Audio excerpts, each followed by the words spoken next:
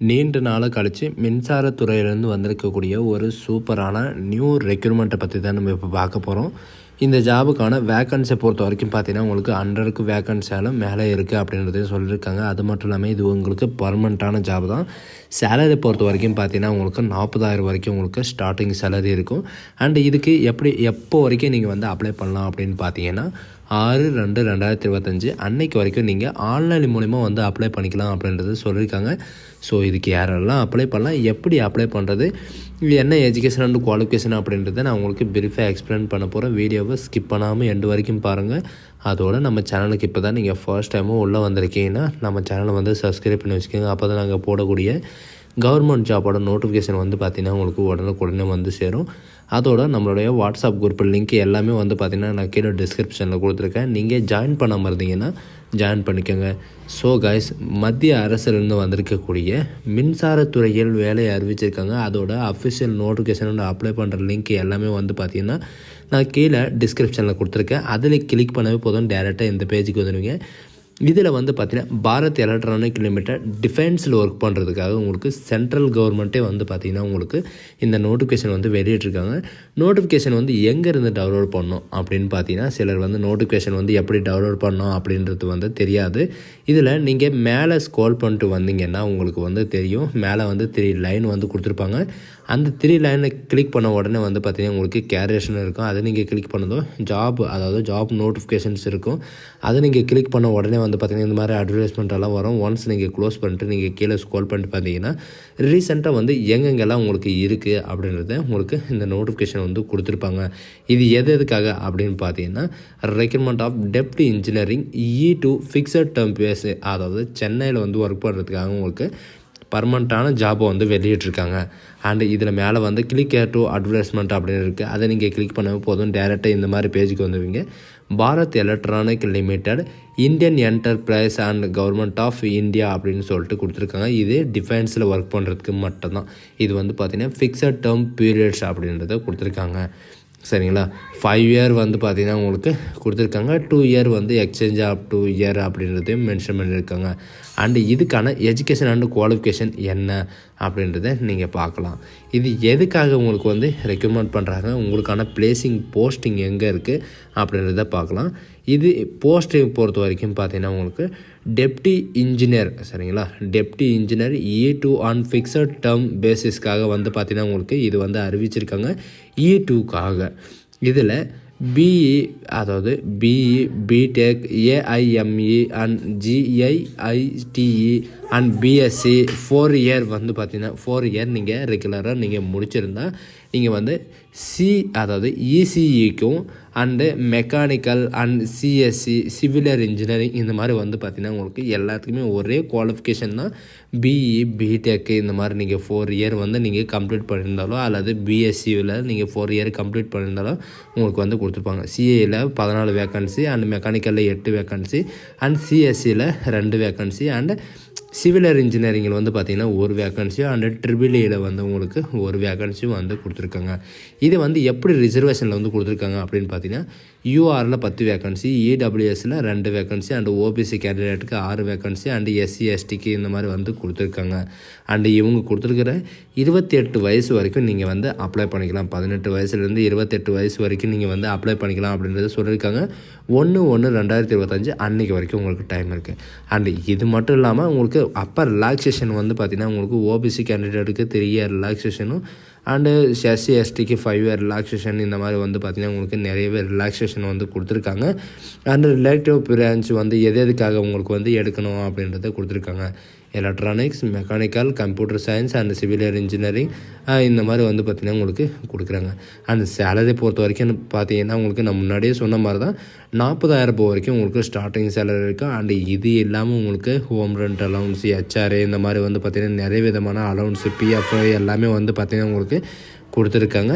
And இதுக்கான selection process வந்து என்ன அப்படின்னு பார்த்தீங்கன்னா உங்களுக்கு ரிட்டன் எக்ஸாம் மூலயமா மட்டும்தான் உங்களுக்கு வந்து ரெக்கமெண்ட் பண்ண போகிறாங்க. ரிட்டன் எக்ஸாம் பை இன்டர்வியூ வந்து இருக்கும் அப்படின்றதையும் மென்ஷன் பண்ணியிருக்காங்க. ரிட்டன் எக்ஸாமில் வந்து பார்த்திங்கன்னா 150 அதாவது டைப் ஆஃப் கொஷின் வந்து பார்த்திங்கன்னா 150 மார்க்கு வந்து பார்த்திங்கன்னா உங்களுக்கு கொஷின்ஸ் இருக்கும். அது மட்டும் இல்லாமல் உங்களுக்கு டெக்னிக்கலில் வந்து பார்த்திங்கன்னா உங்களுக்கு ஜென்ரல் நாலேஜ் இந்த மாதிரி வந்து பார்த்திங்கன்னா நிறைய விதமான இதில் வந்து பார்த்திங்கன்னா உங்களுக்கு கொடுத்துருக்காங்க. அண்டு உங்களுக்கு ரிட்டன் டெஸ்ட் அண்டு இன்டர்வியூ வந்து ரெண்டுமே இருக்கும் அப்படின்னு சொல்லியிருக்காங்க.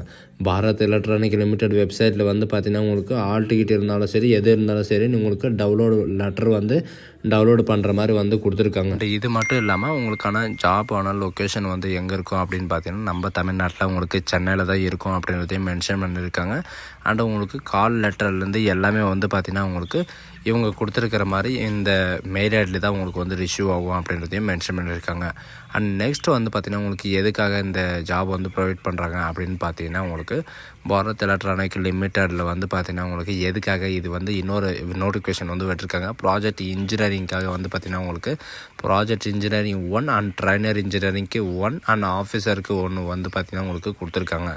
இது வந்து பார்த்திங்கன்னா ப்ராஜெக்ட் இன்ஜினியரிங் 1 அதாவது எலக்ட்ரானிக்ஸ்க்கு வந்து பார்த்திங்கன்னா 3 வேக்கன்சியும் அண்ட் மெக்கானிக்கலுக்கு வந்து 6 வேக்கன்சியும் அண்டு சிவில் இன்ஜினியரிங்க்கு வந்து 1 வேக்கன்சியும் கொடுத்துருக்காங்க. இந்த 3 ஜாபுக்கு வந்து பார்த்திங்கன்னா 32 இயர் வரைக்கும் நீங்கள் வந்து அப்ளை பண்ணிக்கலாம்.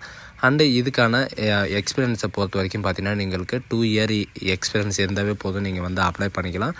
அண்டு ட்ரைனர் இன்ஜினியரிங் 1க்காக வந்து பார்த்திங்கன்னா electrician mechanical civil engineering finance இவங்களுக்கெல்லாம் வந்து பார்த்திங்கன்னா உங்களுக்கு 28 வயசு வரைக்கும் நீங்கள் வந்து அப்ளை பண்ணிக்கலாம். இதுக்கெல்லாம் எந்த விதமான எக்ஸ்பீரியன்ஸ் இந்த மாதிரி எதுவுமே தேவையில்லை. நீங்கள் வந்து ஃப்ரெஷ்ஷராக இருந்தாவே போதும் நீங்கள் வந்து அப்ளை பண்ணிக்கலாம் அப்படின்றதையும் இவங்க வந்து மென்ஷன் பண்ணியிருக்காங்க. அண்ட் கேட்டகிரி வந்து பார்த்திங்கன்னா உங்களுக்கு ரிசர்வேஷன் வந்து என்னென்ன கொடுத்துருக்காங்க அப்படின்னு பார்த்தீங்கன்னா ஜென்ரல் கேட்டகிரிக்கு 8 வேக்கன்சி, இடபிள்யூஎஸ்க்கு 1 வேக்கன்சி இந்த மாதிரி வந்து பார்த்திங்கன்னா உங்களுக்கு டிஸ்ட்ரிபியூட் பண்ணி உங்களுக்கு வந்து கொடுத்துருக்காங்க.